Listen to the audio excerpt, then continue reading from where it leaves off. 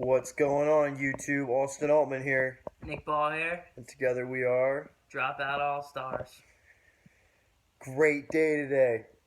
We had an epic day for sure. Last 2 days we've been talking about taking action, and the last thing I wanted to do was make a third video in a row about how tomorrow we're going to take action. So Right. today we took action. Definitely took a lot of action today. And getting into some specifics, I sent out a whole bunch. I've developed a whole list of manufacturers and wholesalers that I'm going to be reaching out to, and I also reached out via email or contact page to at least 50 of them. Already got some feedback. Some people are interested in drop shipping relationships. Some don't have the capability. Going to keep working on that front. Awesome, man. And then me and our other partner, Gray, we picked out 2 items that we're going to drop ship. We made advertisements with them, and then tomorrow before noon we're going to go live with those 2 ads. And then 2 also other ads that are going to be more building the brand type, engagement posts, not so much product pushes. Certainly. And we're going to keep this episode short this evening. But, what was your main takeaway from today? What do you think you're going to pull from today into tomorrow to get a little bit better?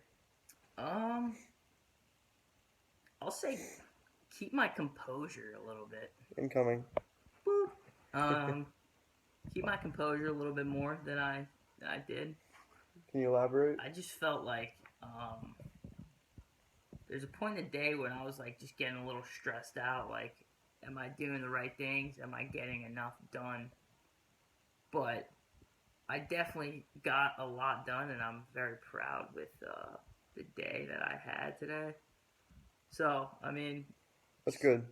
Take it easy. So, what do you think what are you gonna do tomorrow? Do you think, or not just tomorrow, but in the future, kind of to handle if you feel that arise? I would say take a step back and look at things just more objectively. Fresh air. See, right. Don't get stuck in one seat and. Gotta come up for air every once in a while. Yeah, definitely. So, how about you? Main takeaway. Main takeaway was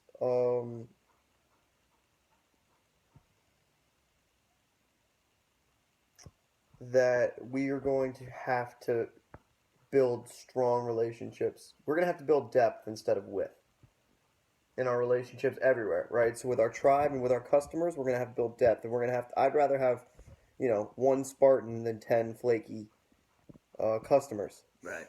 So, which goes the other way to build those strong relationships with the manufacturers and the wholesalers. Yeah.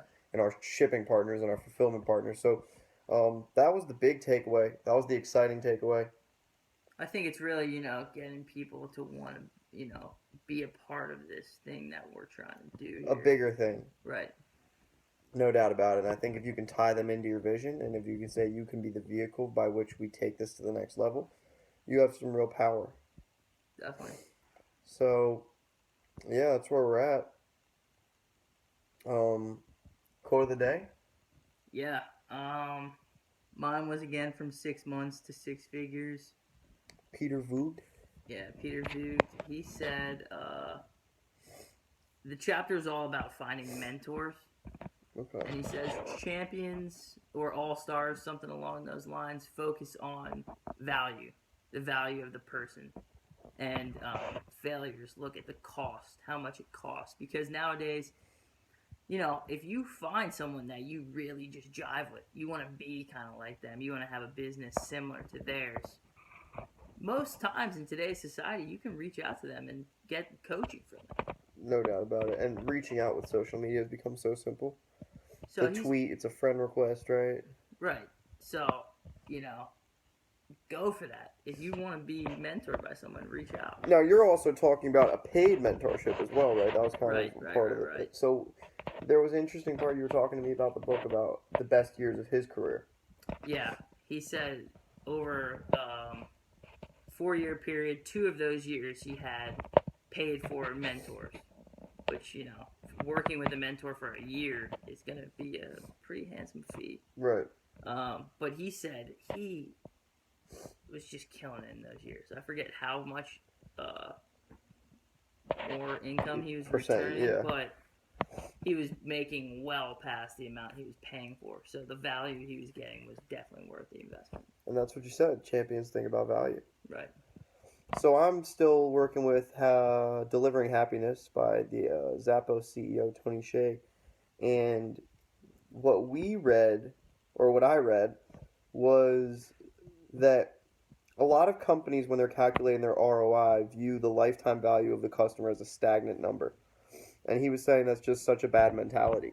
And that you have to view every contact point with a customer as an opportunity to raise the lifetime value based on having just one better emotional connection.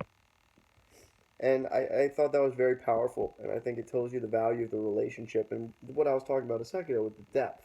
Right. Right, and now with the bots on Facebook that we can be accessing, with the up-to-date fulfillment notifications when something gets shipped, and we can email them and let them know, Right. hey, we heard it got shipped. We heard it got there. What'd you think? Little things like that, I really think are going to take us to It the makes next it- level.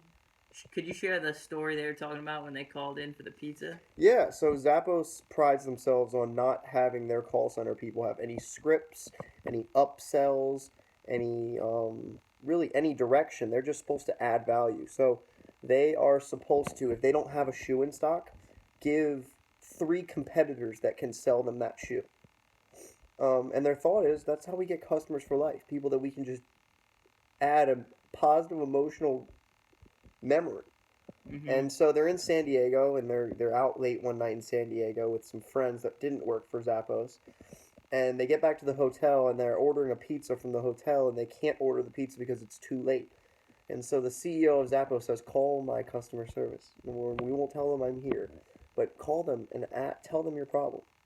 So they call up, and the young girl answers the phone. And she says, hello, and they say, we're in San Diego, we can't get pizza to our hotel room, can you help us out? And she's kind of confused at first, but eventually she puts them on hold, and she comes back with 5 local pizzerias that are still delivering pizza.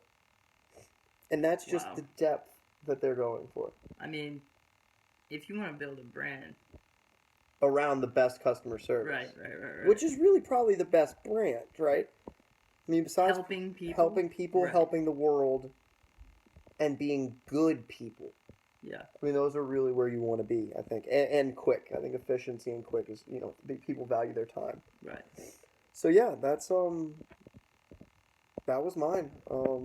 Tomorrow is really a Turn Up Thursday. Turn Up Thursday just to me means it's that day after hump day, so let's use that downward momentum. And really And it's not even, like, I'm not saying hump day as in, oh my god, we're finally getting closer to Friday. I'm saying hump day as in, like, it's not as easy to reach manufacturers on Saturday and Sunday. Yeah. And we got to get ads out and optimized by the weekend.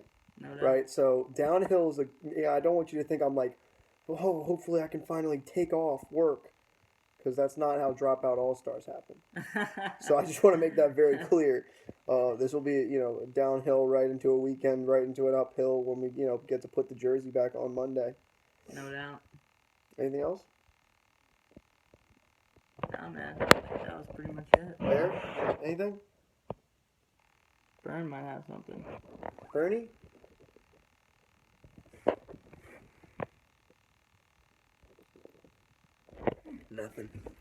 Nothing. Hey, thanks for watching. We really appreciate you.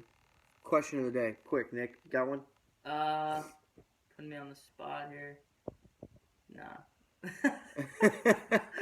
You heard it here, folks. No question of the day. I'm Austin. Oh, man. Dropout All-Stars. Peace. Peace.